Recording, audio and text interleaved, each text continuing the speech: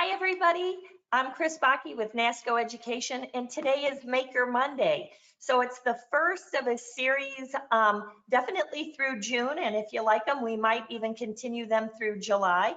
We have asked a variety of art educators to come and share something that they do well. And the very first artist that I have invited is Sandee Darden. Sandee is a Virginia art educator. And if you've watched any of our webinar series, I was sharing that during quarantine on Friday nights, I would have a date with the Virginia art educators. It is the VAEA member forum on Facebook. And it is open to the public for you to join. And if you are an art educator, I would absolutely recommend it. And they would do Friday night forums. And through that, I've been learning so much fun stuff. But I saw a journal page, a visual journal page of Sandee Darden's, and it was about quarantine. And it not only spoke to me personally, but also professionally, as I know that people do a lot of journaling. So we only have 30 minutes today, so it's gonna be fast and furious. If you have your journal with you or a piece of paper, I would suggest writing notes and sketching because that's part of journaling. Sandee is going to explain that how she did it and how she does it both personally and professionally and for the middle school. Then I'll share a couple journals, well, for sure one journal of mine, and we'll go from there. But Sandee, I'm going to let you take it over, and thank you so much for meeting me for the first time and being willing to share. And I'm just so, so grateful you're here. Well, I'm very happy to be here, Kris. It's really kind of a neat and interesting way to share my artwork. Of course, I've never done anything like this before, so it's very exciting, and I'm just so happy and pleased that NASCO is letting me have this forum to be able to speak about my work. Yeah, it's not letting. We are blessed to have you here. So we've popped up your journal, and you are all set to go. Well, I thought I would talk a little bit about how I started journaling, because I only started really journaling about 5 years ago. And I started taking these big trips, and I wanted a way to decompress and to kind of figure out what were the highlights of the day. So I ended up starting a travel journal, and I'm just going to hold it up. It was a small little journal, really sturdy though. And when I went on, I think the reason why it worked so well for me is that I limited my colors. I only took a pencil and 2 to 4 colored pencils. And I wasn't super worried about accuracy or anything like that. And really and truly, I just wanted to capture the part of my day or the part of my travels that didn't get captured in photos. I do make photo books. And so I use their various sizes, so I actually used my journal pages to supplement the photos that were in the photo books. So, but it started to be a really neat way to meet people, especially locals. Ireland was when I first started doing it, and you just would be so shocked at how many people really feel comfortable when that journal is in between you and that person, because you have something to talk about. So I was so excited because people actually started to come up I would bring my journal with me because people would start to come up and say, well, what are you doing there? And, it was really, really neat to be able to talk to people who were either fellow travelers or actually natives of the country that I was visiting. So it ended up being a really neat thing. I tried to do 1 page per day. So you can go to the next one. So that brings me to what happened to us in March. Like everybody else, I was shocked, and it was a crazy fast thing that happened. And I was trying to figure out what kind of art was I going to produce in this time, since I had this weird time to be able to be more creative. And I started to think about how my travel journals were very specific and for a very limited amount of time. And of course, I was thinking on a positive note that this quarantine was going to be a very specific amount of time. You see that dash, it says March 2020 dash. I was really hopeful that this was not going to last a long time, but I thought I might try and produce how I was feeling there.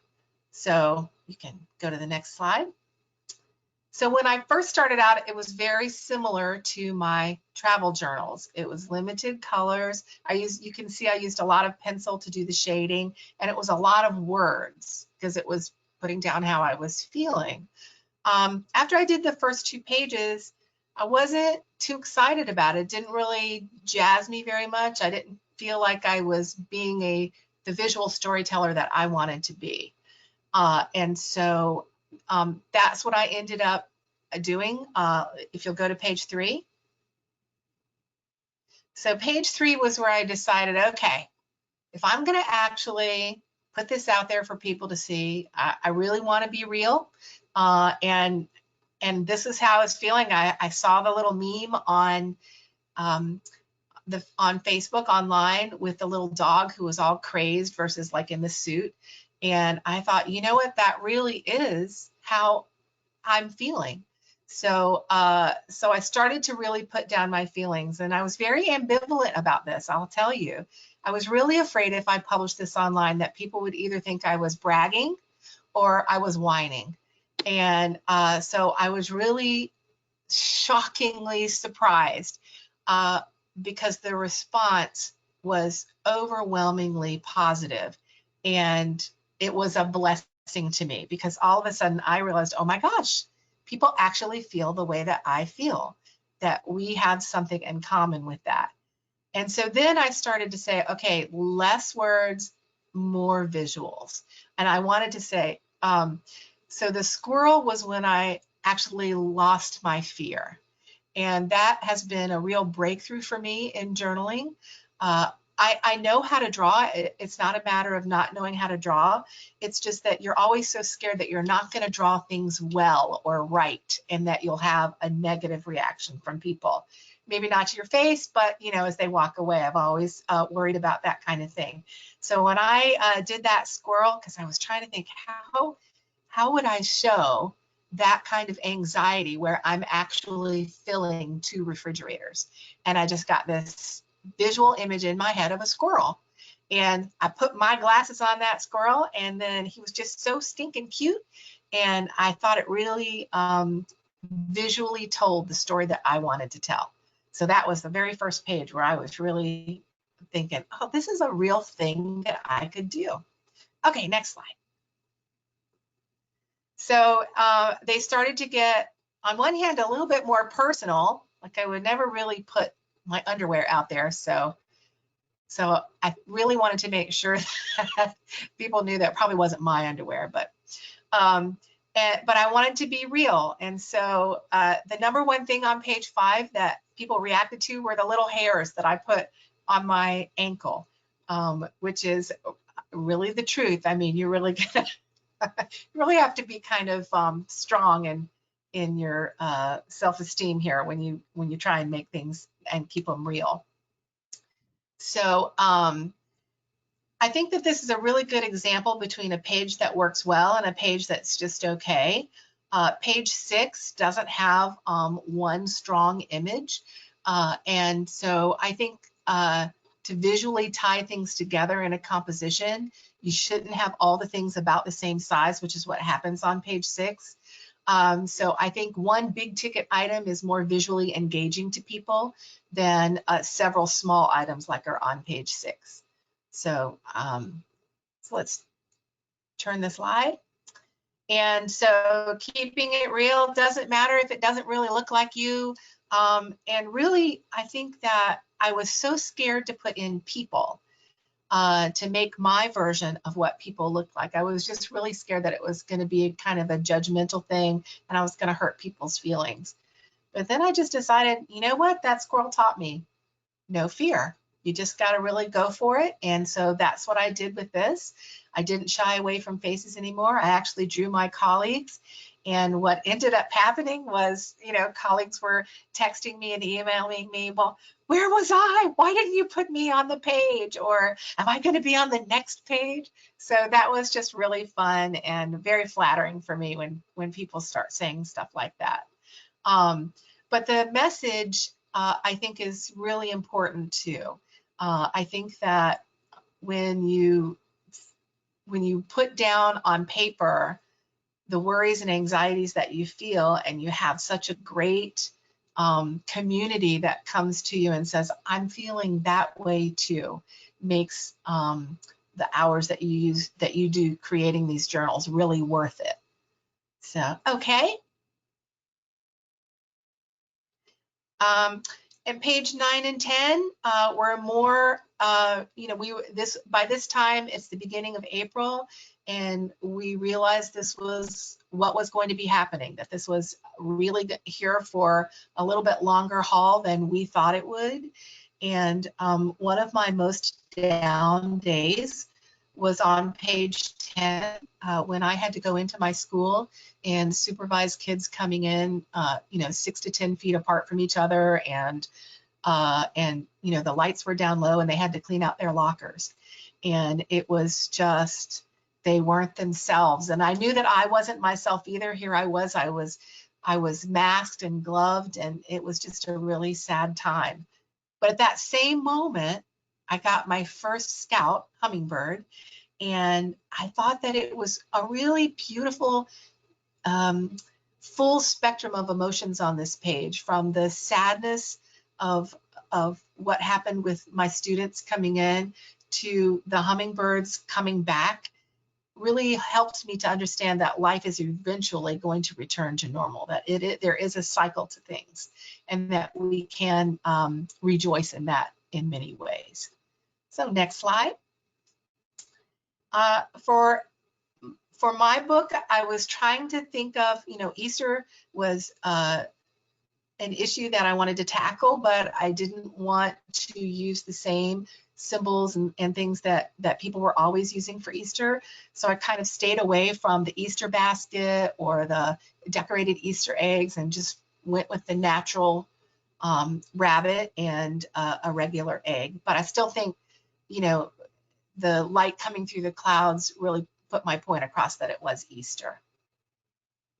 Page 12 was the first time that I got to be at a sort of a picnic, I guess, an outdoor picnic for Easter. My family, there was only 8 of us there. We sort of sat very far apart from each other. And my brother-in-law talked about how we were all getting our stripes, and that we could wear it as a badge of honor. And that got me to thinking about Rosie the Riveter and propaganda posters and stuff from World War I and World War II. And so I decided to make my own medal. And so that was a lot of fun doing that page. Okay. So I was really, sometimes when you don't have something to say, sometimes you just really resort to, you know, what you've done that day. I learned a new term. I'd never heard of au trois crayon. Although I'd done that kind of drawing all the time. So I thought that was kind of neat. Of course, we're outdoors much more, and I don't know about you, I live in the country, so seeing all this wildlife all the time is just a really fascinating experience. And of course, I got bit by a spider. I don't know, I drew a brown recluse, but I'm sure it probably wasn't a brown recluse, because it went away after about 2 weeks, and I was really lucky, but it was fascinating. On page 14, that's the only page where I was experimenting with media, and I used Derwent watercolor pencils. Although I think it looks fine, I personally didn't like it because it made the paper so wavy. So I was really worried about doing that for the whole journal. So I went back to my regular old Prismacolors. Next page. So these 2 pages are another interesting point to talk about composition. I think I really missed the boat on page 15. I could have added something big. Instead, what happens when all of my objects are about the same size, the words come forward too much, I think, for a visual journal. And I could have put a big paintbrush there, or when I wrote the noise, noise, noise, I was actually referring to Dr. Seuss and the Grinch. So I could have put a Dr. Seuss reference there, could have done anything. The page doesn't read quiet. So that's pretty interesting. On the other hand, the other page, page 16, has that great point of interest. Your eye is drawn to that big bright spot at the top, which actually makes the bottom half a lot more calm. So I think that that is much more successful, especially with the overlapping of objects. You know, with overlapping objects, you don't really miss seeing part of it because the viewer is always going to complete that object. So people have a tendency to stay away from overlapping because they think that you're going to miss too much of that one object. But I use overlapping a lot so that really can read well on a page. Okay, next slide. Page 17 and 18. Page 17, Kris, I thought was so interesting that was the page that really hit home to you. And boy, that is the truth. Everybody had such a great time with this page. The comments were hilarious. And I'm not going to tell you what the number is now. But I tell you, it's just really, really been interesting. My doctor's office called it the quarantine 15. And somebody made a comment on that page that said it was the COVID-19. So sometimes drawings and ideas really hit home, and this one really did really hit the nail on the head. So and then I'm in this journal, I am sharing my saddest times as well, and I'm so glad that I'm so connected with my Facebook people, because it was a really sad day when we found out that our principal was being transferred to another school. And the words of comfort that I got from this page were just outstanding. It was wonderful. Next slide. Sandee, I'm joining you at this point, just because you're doing great, but that is about the time when I met you, and I saw that page, and like I said, it touched me both personally, but then clearly professionally. I'm like, teachers are going to want to see this, so keep going, and I'll do my best not to interrupt. We technically are scheduled for an hour, but it's real. I also scheduled it for a half an hour because that's what a lot of viewers wanted. So if we go a little bit over, hopefully everybody will stick with us. If not, that's okay too.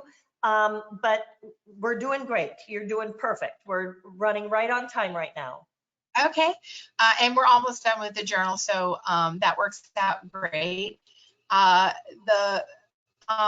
Page 20 is, I think, a great example of my layering technique with the Prismacolor pencils. I have a tendency to start light with the layering and then add more and more colors. I don't use like a peach or something like that for a skin tone. I actually use the red, yellow, and blue Prismacolor pencils to achieve skin tones and stuff like that. I do not use black for my shadows unless I have a black top on. In this case, I do. But I always use blue for my shadowing instead of black, and it really works out well. And of course, Prismacolor is so filled with pigment that it's really easy to get that tonal effect and to get the ombre look where you're going from dark to light or light to dark. So they're a pleasure. They're wonderful to work with. I really do like the Prismacolors. Okay, next slide. Page 21 is a really good example of how you can get an idea in your head, and but simple is better. I got this idea, I had in my mind Family Feud, and if you look at the set of Family Feud, it's really complicated. But I went with the more simple idea of the board it doesn't say Family Feud anywhere on there, but most people my age will really get that symbolism on there and understand that that's what I was going for. So again, that idea, that bright coloring that comes across so nicely on the computer, I think works really well. And how you choose your images to tell your story, I think is really important. The trash cans, instead of showing the room, the trash bags, excuse me, the trash bags, as it turns out, were really easy to draw.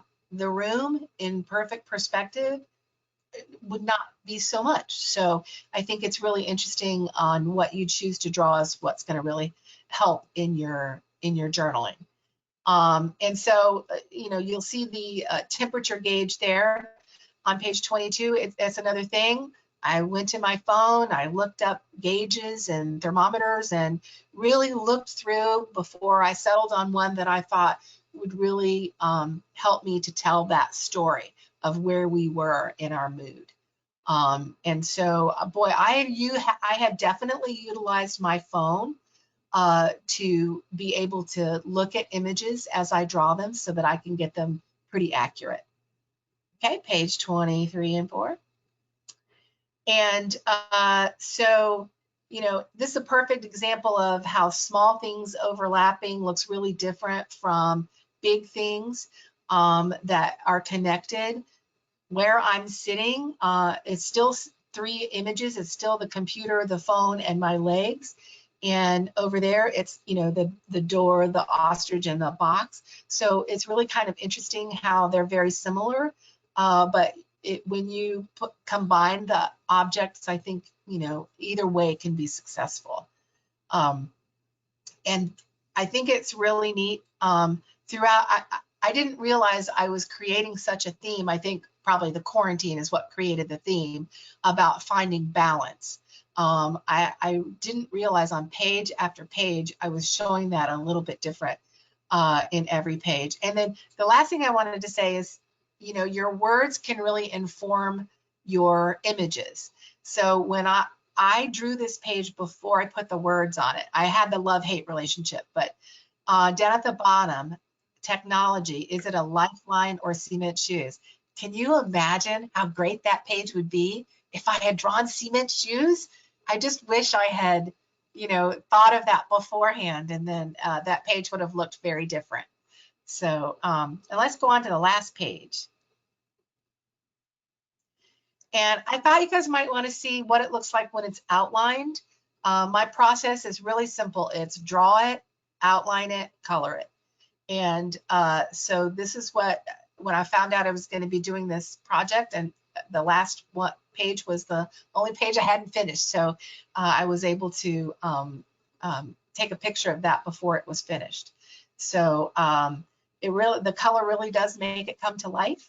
And so that's that. And I just think the little yellow box at the top where it says, when will we get our lives back?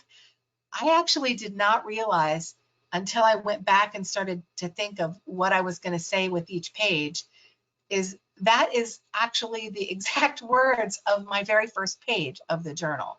So it is A to Z. It is really kind of neat. So, and we're wrapping up. This is our last week of school. So, but I'm not finished. I do want to make sure that everybody knows the bug has definitely bitten me. I absolutely love doing this now. So I'm going to be starting a new journal about an art teacher's summer and what art teachers do during the summer. So I'm very excited about starting that. And actually somebody left a comment in at the bottom of one of this page that gave me the idea. So I thank her very much. That was a really neat thing to do. So that's the journal. That is phenomenal. So now we are nearing about 6 minutes left to get a bunch of questions in, and also for you to tell how you use visual journaling with middle schoolers. And so everybody's really First of all, comments are coming in left and right about how amazing this is, and thank you. One quick question was, somebody said, is it Prismacolor colored pencils, just regular Prismacolor colored pencils? And I said, yeah, Yep. just good old colored Prismacolor colored pencils. This one happens to be the Under the Sea tin. That was what I had on hand. But yes, but tell the how you do journaling with middle schoolers, because I love this.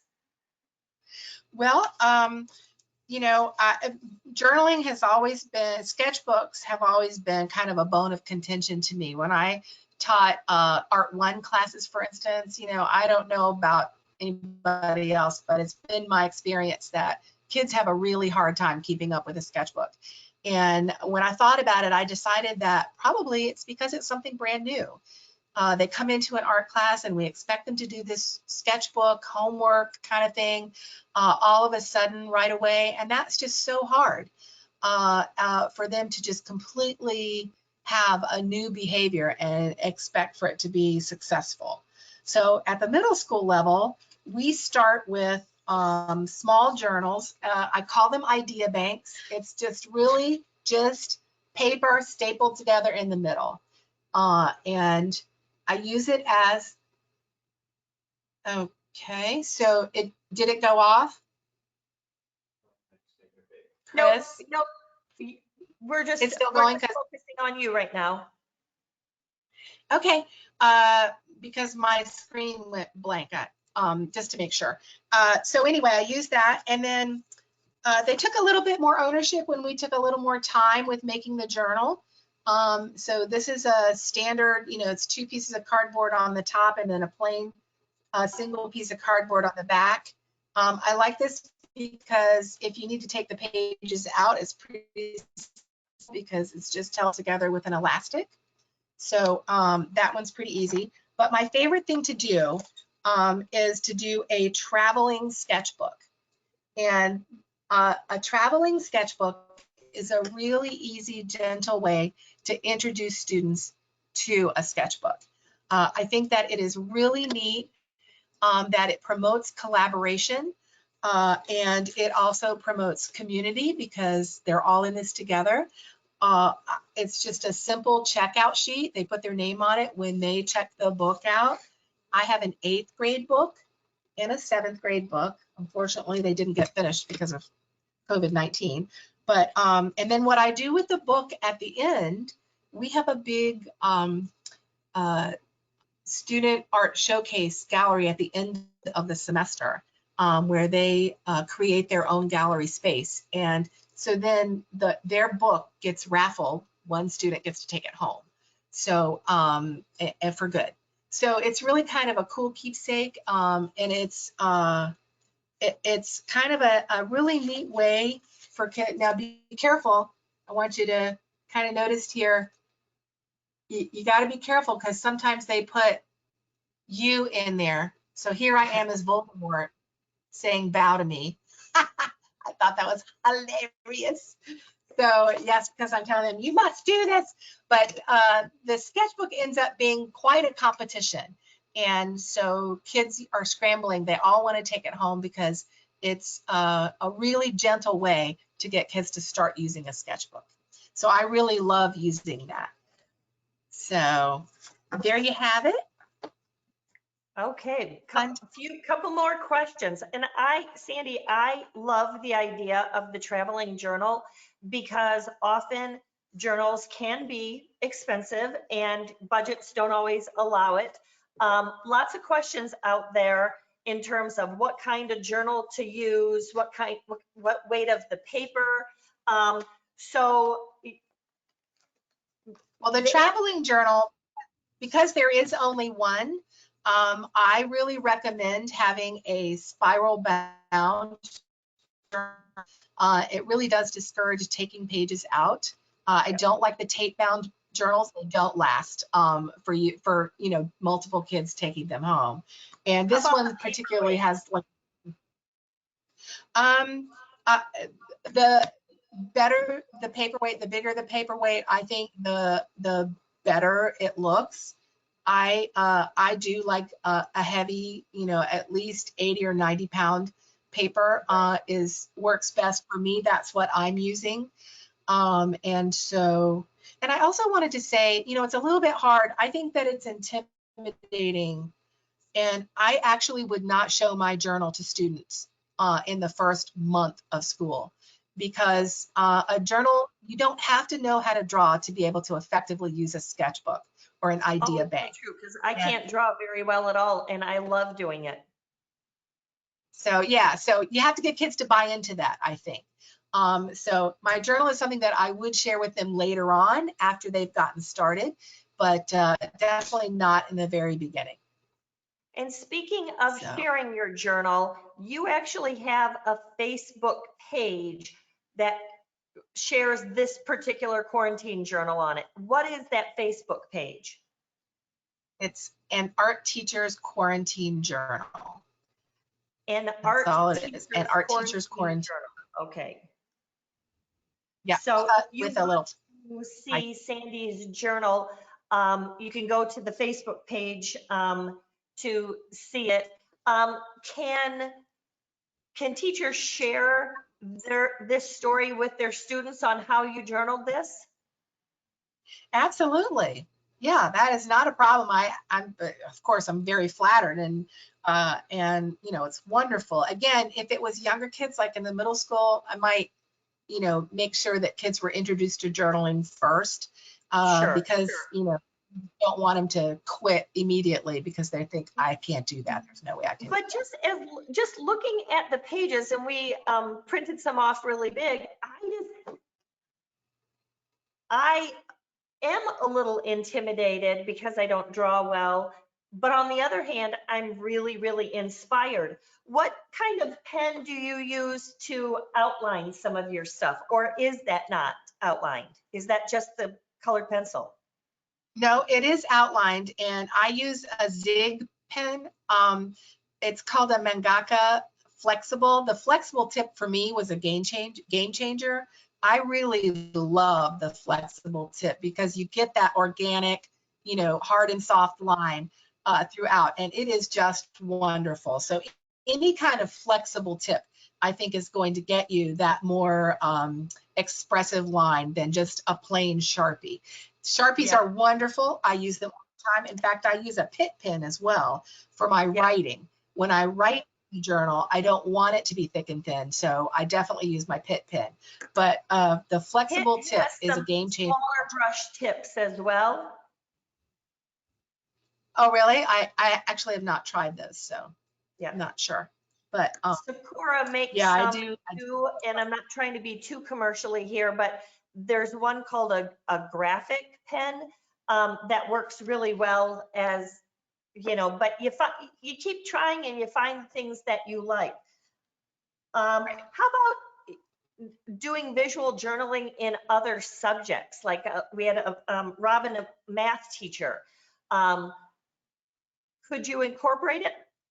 I vote yes, but you're an educator, so you talk about that. Well, I think journaling is a hard term because people automatically assume it's like a diary. But the kind of visual note-taking and the different things that people are using within the course subjects, I think really lends itself to this kind of journaling. I prefer the term, I use the term idea bank so that we can use the idea bank for brainstorming, for writing down your emotions, for all those kinds of things are what we can use the sketchbook for, instead of just saying, oh, I must draw nice things only in this book. How long did each page take? Well, they started out not taking as long. They started out taking, about 2 hours. But then when I started getting into a little bit more complicated drawing, usually 3 to 4 hours is about the time that these pages are taking me. That's actually and I did considering how beautiful they are.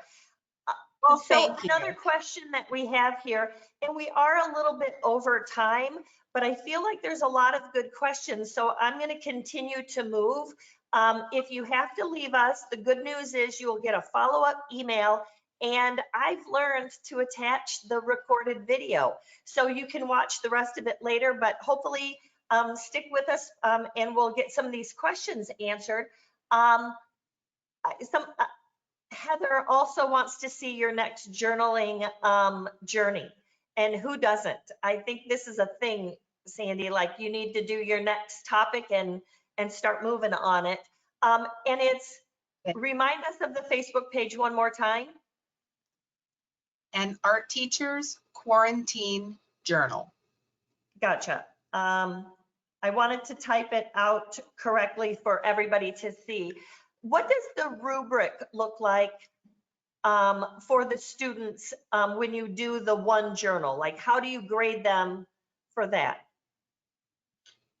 That is not graded. I actually do not grade that. So love nope. that.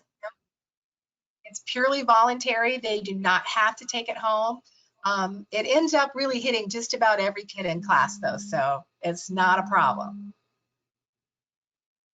That is fantastic. Somebody wants to know what your background is.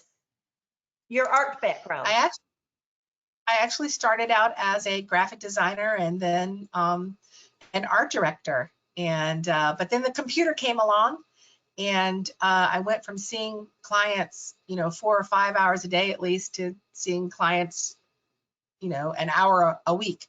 And I'm a people person, so I decided to go back and get certified to teach. And I have never looked back. It was the absolute best thing I ever did, was to go into teaching. I love it. Yeah, that's because art teachers are beautiful humans. So I totally get that. How do you balance the journal with other assignments? Well, because it's ungraded, and you can keep the journal, it's very much no rules. Well, there is one rule. You're not allowed to tear anything out. So if you start a drawing and you don't like it, you actually have to make it work. Now, of course, there's no journaling police. So if they do tear it out, I guess, we wouldn't know about it, but they actually are pretty good about not doing that. And so they sign it out and bring it back, and then the next person gets to take it. Sometimes I have to remind people, hey, it's back in, anybody can take it. So. And I think that we are all caught up. So I want to be mindful of, Sandee, your time and everybody else's. We definitely went about 10 minutes over, but sorry. Thank you all so much for joining us. Next week, Monday, June 8th, Heather Hagee from Florida is going to teach us, I said watercolor magic, because she has a great hack on how to send everybody home with a traveling watercolor, a compact watercolor. I don't even know how to describe it other than set. That's the word I'm looking for. Wow. And it's going to be high quality watercolor. So that's going to be exciting. So make sure to sign up for that. And Sandee, I just want to say thank you. I'm so in awe of how amazing this journal is and your talent, but your willingness to share something so personal with the world is outstanding. And then how you've taken journaling and shared it with your students and created a way for everybody to get a chance to feel what journaling is like without having to fill up a whole book. I'm sure students have gone on to do that. So thank you, Sandee, for being here. I really, really appreciate it. And I hope that we continue to stay in touch. Well, the feeling is mutual. And I thank you and Nasco so much for letting me be able to talk about my work. Well, it has been an absolute joy. Thank you, everybody. Join us again for every Monday. We'll do some Maker Mondays. We will do some you can follow along, so bring some watercolor and paper next week. And hey, have a great rest of your week. Stay well, be happy, and keep teaching.